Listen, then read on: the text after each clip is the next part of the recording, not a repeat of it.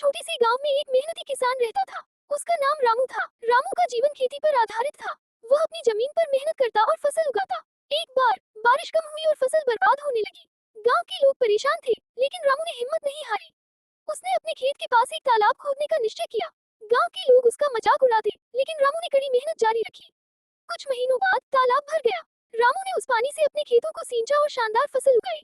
अब गांव के लोग भी उससे प्रेरित होकर मेहनत करने लगे। रामू की मेहनत और दृढ़ता ने पूरे गांव को सिखाया कि कभी हार नहीं माननी चाहिए। एक छोटे से गांव में रामू की कपड़ा दुकान नाम की एक दुकान थी।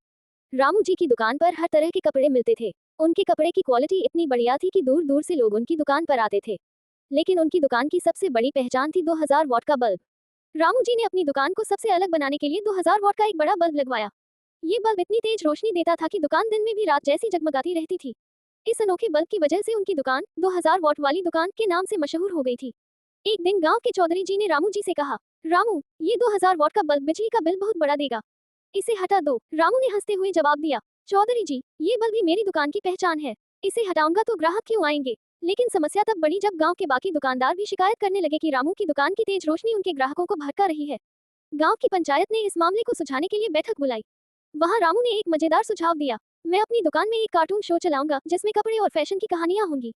बच्चे और बड़े दोनों इसे देखकर आकर्षित होंगे और 2000 वॉट का बल्ब भी रहेगा। रामू ने अपनी दुकान में एक प्रोजेक्टर लगवाया और हर शाम फैशन की दुनिया नाम का कार्टून शो चलाने लगे।